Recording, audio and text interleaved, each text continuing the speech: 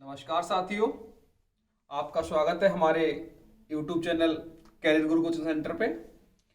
और आपकी अपनी हिंदी क्लास में आपका स्वागत करता हूं। और हिंदी के पाठ्यक्रम को आगे बढ़ाते हुए इसी क्रम में आज हम क्लास स्टार्ट करेंगे और एक नया चैप्टर शुरू करेंगे जिस चैप्टर का नाम रहेगा संज्ञा। और आज हम संज्ञा पढ़ने वाले हैं। संज्ञा के रूप में हम देखेंगे कि संज्ञा किसे कहते हैं, संज्ञा के कितने भाग होते हैं। संज्ञा से प्रश्न एग्जाम में पूछा जाता रहा है और पूछे जाते हैं। संज्ञा के बारे में हम कुछ जानकारी करते हैं। सबसे पहले हम संज्ञा की परिभाषा लिख लें। परिभाषा वही है जो कक्षा हम 2 में पढ़ते हैं कि परिभाषा में लिखेंगे आप किसी प्राणी, वस्तु, नदी, नगर,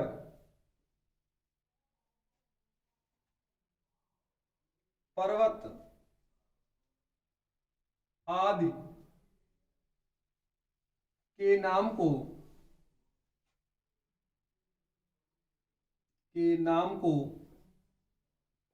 संज्ञा कहते हैं। संज्ञा कहते हैं। और संज्ञा को प्यारे बच्चे इंग्लिश में कहते हैं नाउन। संज्ञा को इंग्लिश में क्या कहते हैं? नाउन। जैसे अगर हम बात करें, जैसे मैं कहूं राम, जैसे मैं कहूं राम, मैं कहूं मोहन, वस्तु।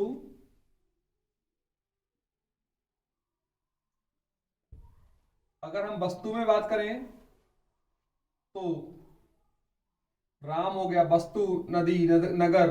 अगर नदी का नाम लें तो गंगा, अहमदाबाद,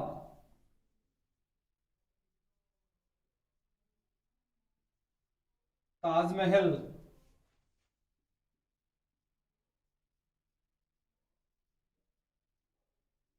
पुस्तक,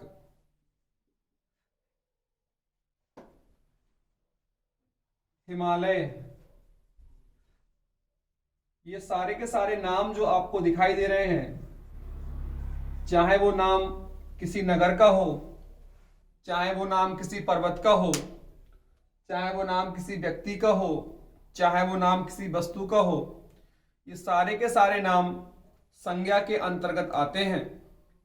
संज्ञा एक ऐसा टॉपिक है जो बच्चों को एक कहीं ना कहीं आपको समस्या उत्पन्न करता है, जिसका समाधान हम अपनी कक्षा के माध्यम से करेंगे। आप लिखें इसी क्रम में आगे संज्ञा के भेद। आप लिखें संज्ञा के भेद।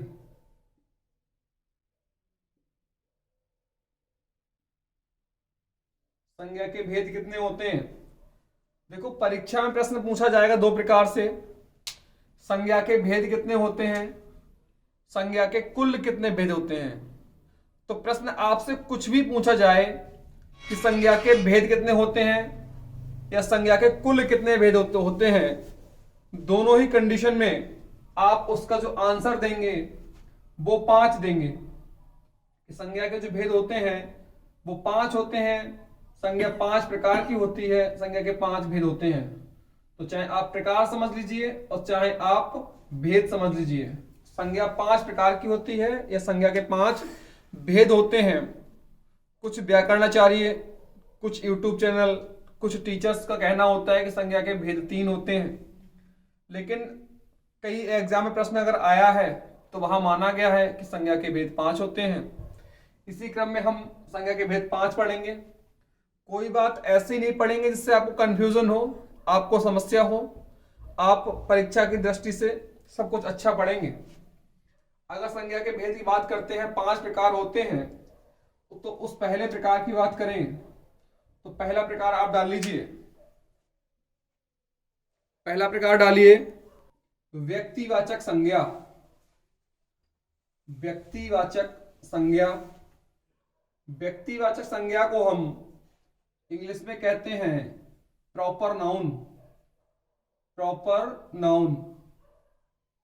जैसे कि अगर कोई मुझसे पूछे, मान लो मैं कानपुर का रहने वाला हूं और मैं इलाहाबाद गया, तो मुझसे कोई व्यक्ति वहां मिले, उन्होंने पूछा आप कहाँ रहते हैं, तो मैं कहूंगा मैं सर कानपुर रहता हूं। तो उनका अगला प्रश्न मुझसे हो सकता है, जो निश्चित ही के लोग करते हैं, कि क्या आप प्रॉपर कानपुर रहते हैं। तो मैं बताऊंगा अगर मैं प्रॉपर कानपुर रहता हूं तो कहूंगा हाँ सर मैं प्रॉपर कानपुर रहता हूं, उस मोहल्ले में रहता हूं, उस कॉलोनी में रहता हूं, उस जगह रहता हूं। अगर मैं किसी गांव से या कानपुर की किसी तहसील से या कानपुर किसी ब्लॉक से बिलोंग करता हूं तो बताऊंगा सर मैं प्रॉपर कानपुर नहीं रहता, मैं थोड़ा सा हट के 10-5 किलोमीटर इधर उधर रहता हूं। तो प्रॉपर जो चीज होती है वो किसी भी वस्तु, व्यक्ति, स्थान, नदी, नगर आदि की निश्चितता को बिल्कुल सर्टेन निश्चित कर देती है, बिल्कुल उसे हम कहते हैं प्रॉपर नाउन। अगर हम बात करें परिभाषा की तो परिभाषा लिख लीजिए आप। वह संज्ञा, आप परिभाषा नोट कर लीजिए। वह संज्ञा, वह संज्ञा जिनसे, वह संज्ञा जिनसे किसी प्राणी, वस्तु, किसी प्राणी, वस्तु, स्थान, नदी, नगर, पर्वत,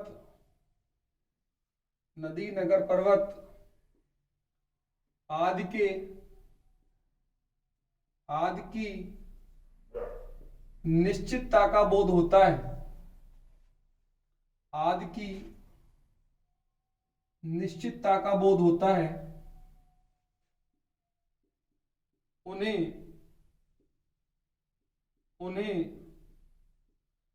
अब एक बार और देख लीजिए। व्याकरण की दृष्टि से अगर मैं उन्हें लिखता हूं, बात मेरी पूरी नहीं हुई तो यहां पूर्ण विराम नहीं लगेगा, यहां लगेगा अर्धविराम, इसे हम कॉमा कहते हैं। उन्हें व्यक्तिवाचक संज्ञा कहते हैं, व्यक्तिवाचक संज्ञा कहते हैं।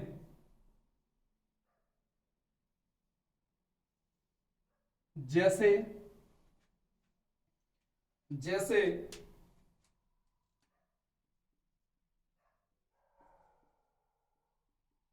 रामायण,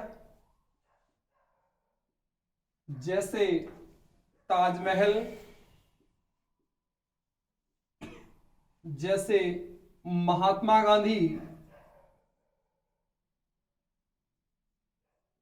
जैसे हिमालय, जैसे नई दिल्ली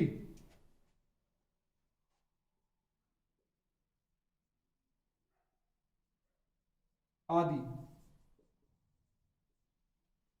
आप देख पा रहे हैं कि मैंने यहां जो नाम लिखे हैं उन सब नामों में एक निश्चितता दर्शाई गई है।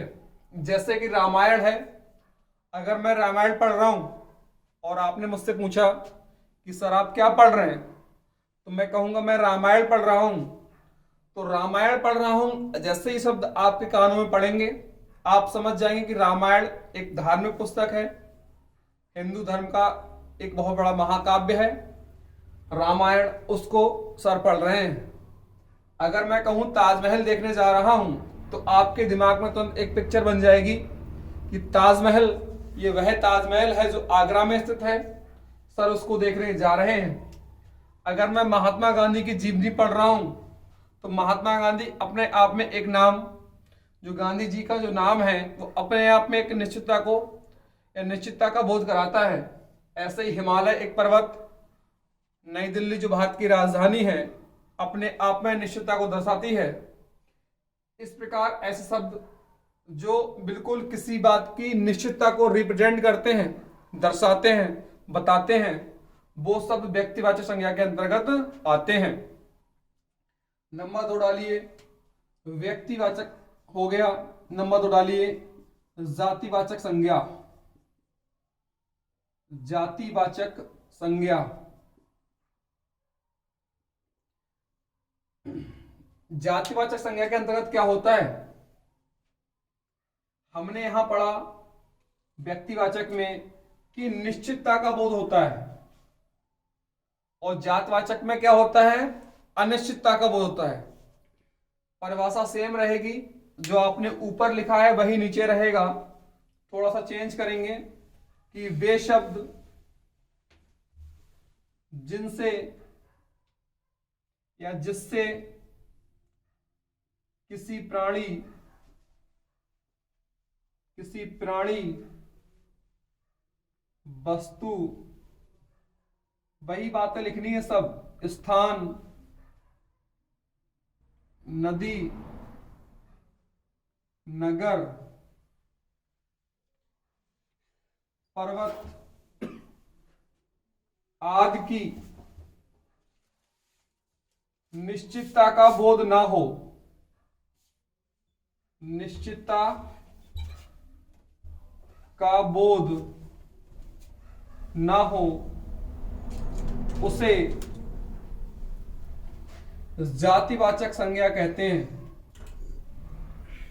जातिवाचक संज्ञा कहते हैं। आप लिख लीजिएगा, जैसे लिखिए। अगर बात आती है जैसे, अभी हमने कहा कि ऐसे शब्द जिनसे किसी निश्चितता का बोध ना हो उन्हें हम जातिवाचक संज्ञा कहते हैं। जैसे मैं कहता हूं पुस्तक, एक शब्द है पुस्तक। मैंने कहा मैं पुस्तक पढ़ रहा हूं, तो इस पुस्तक के अंतर्गत आप बता सकते हैं कि मैं क्या पढ़ रहा हूं? मैं बस इतना कह सकता हूं कि मैं पुस्तक पढ़ रहा हूं। अब पुस्तक के प्रकार हो सकते हैं, मैं धार्मिक पुस्तक पढ़ रहा हूं, मैं राजनीतिक पुस्तक पढ़ रहा हूं, मैं एकेडमिक वाली पुस्तक पढ़ रहा हूं, मैं प्रतियोगी परीक्षाओं की पुस्तक पढ़ रहा हूं, मैं कोई नोबेल वाली पुस्तक पढ़ रहा हूं। तो पुस्तक के बहुत सारे प्रकार हो गए। इसमें पुस्तक आपको सर्टेन नहीं हो पाई, पुस्तक आपकी अनसर्टेन रही, तो पुस्तक शब्द कैसा होगा? जातिवाचक। ऐसे ही अगर आगे बात करें, मैं कहूं नदी, शब्द है नदी, मैं नदी में नहाता हूं, तो कौन सी नदी में नहाता हूं ये बात क्लियर नहीं हो पा रही, इसलिए नदी शब्द क्या होगा? जातिवाचक होगा। अगर मैं कहूं पर्वत, मैं कहूं रास्ता, रास्ते के भी प्रकार होते हैं, कच्चा रास्ता, पक्का रास्ता, चौड़ा रास्ता, संकरा रास्ता। ऐसे ही मैं इस प्रकार कह सकता हूं घाटी, ऐसे मैं इस प्रकार कह सकता हूं चबूतरा। एक शब्द होता है रास्ता, और रास्ते को ही कहते हैं मार्ग। मैं नर कह सकता हूं नर, नारी कह सकते हैं, बालक कह सकते हैं बालक, अगर और लिखना चाहें तो बालिका। ये शब्द किसके अंतर्गत आते हैं? जातिवाचक संज्ञा के अंतर्गत आते हैं।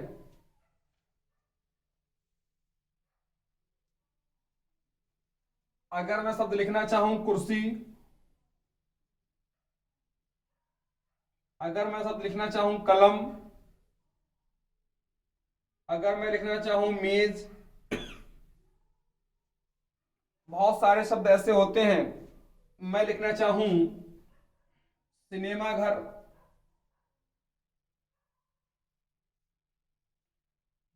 ठीक है। कुछ शब्द ऐसे हैं जिनको हम जातिवाचक और समूहवाचक दोनों में रखते हैं। अभी उस शब्द को यहां लिख लीजिए, लेकिन हम दोनों में से किसको प्राथमिकता देंगे ये हम अभी आपको आगे बताएंगे। अगर हम इसी में लिखना चाहें तो स्टार लगा के लिख लेंगे। हम लिखेंगे बाजार। अगर हम बाजार को जातवाचक के अंतर्गत पढ़ते हैं तो हम कह सकते हैं, मैंने आपसे कहा कि मैं बाजार जा रहा हूं और आप थोड़े से समझदार हैं, आपके मन में प्रश्न उठते हैं तो आप कहेंगे कि सर कौन से बाजार जा रहे हैं?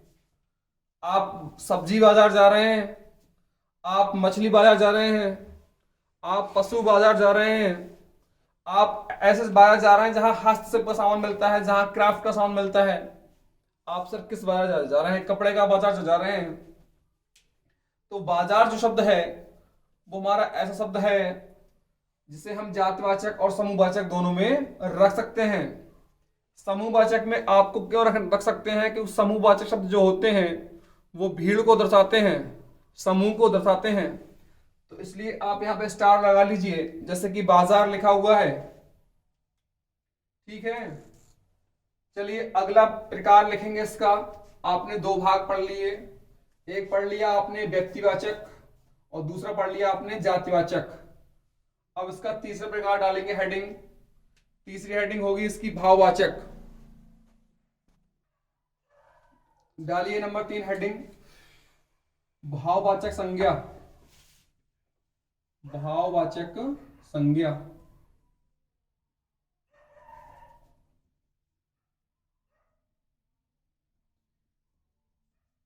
देखो भाववाचक संज्ञा, ये नाम से ही स्पष्ट हो रहा है कि ऐसे संज्ञा शब्द जिनसे किसी भाव का उत्पन्न होता है, जिनसे किसी दशा का उत्पन्न होता है। जैसे आप परिभाषा लिख लीजिए, इसकी परिभाषा होगी, जिन शब्दों से किसी भाव, दशा, व्यापार, स्थिति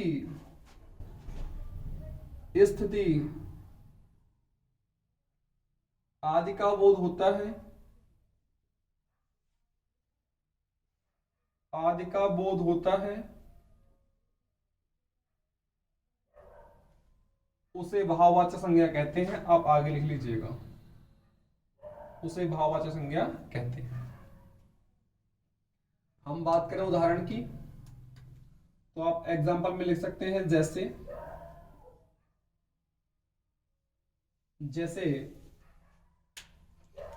देखो हमने आपको लिखा है भाव, दशा, व्यापार, स्थिति। तो भाव क्या क्या होते हैं? अगर हम भाव के अंतर्गत बात करें तो देखो भाव होते हैं, जैसे आपके अंदर दया का भाव हो सकता है, आपके अंदर हिम्मत का भाव हो सकता है, आपके अंदर पराक्रम का भाव हो सकता है, आपके अंदर धैर्य का भाव हो सकता है, धैर्य। बहुत सारे भाव होते हैं जो आपके अंदर आ सकते हैं। आपके अंदर सुख और दुख का भाव हो सकता है, बहुत से लोग सुख का भाव उत्पन्न करते हैं, बहुत से लोग दुख का भाव उत्पन्न करते हैं। ऐसे ही सारे भाव क्या कहलाते हैं? भाववाचक संज्ञा कहलाते हैं। अगर हम बात करें दशा की, तो दशा जो होती है, हम कहें रोना एक दशा है। रोना, हंसना, गिड़गिड़ाना,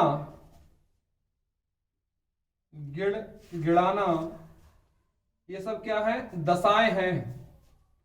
उसकी दशा ऐसी हो गई कि वो रो रहा है, उसकी दशा ऐसी है कि वो हंस रहा है। अगर हम बात करें स्थिति की,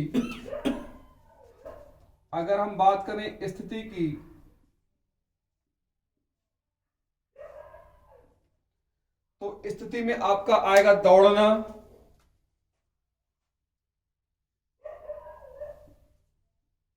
स्थिति में आएगा चलना। वह चलने की स्थिति में नहीं है, वह दौड़ने की स्थिति में नहीं है, वह लुढ़कने की स्थिति में है।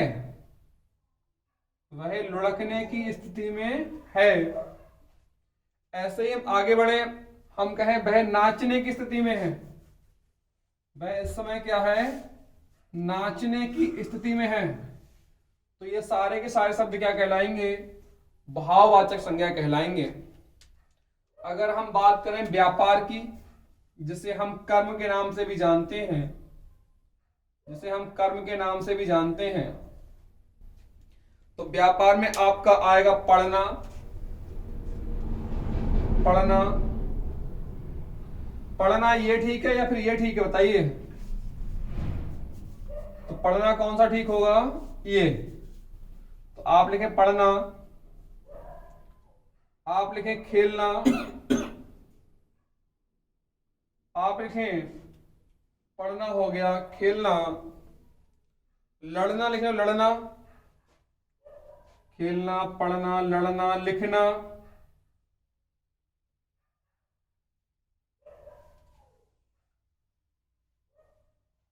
खेलना, पढ़ना, लिखना, लड़ना। ठीक है। ऐसे ही बहुत सारे अन्य शब्द भी होते हैं जो भाववाचक संज्ञा के अंतर्गत आते हैं। जैसे कि शब्द होता है हरियाली,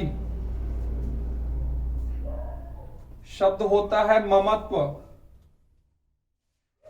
शब्द होता है अपनत्व, शब्द होता है अपनापन,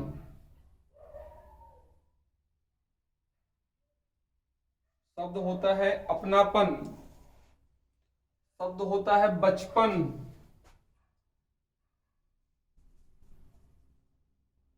अगला शब्द होता है जवानी।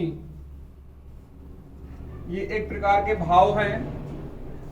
इसके अगला शब्द लिखना चाहें तो लिख सकते हैं बुढ़ापा। फिर और एक और लिखना चाहें तो लिख सकते हैं गरीबी। और ये लास्ट रहेगा आपका अमीरी।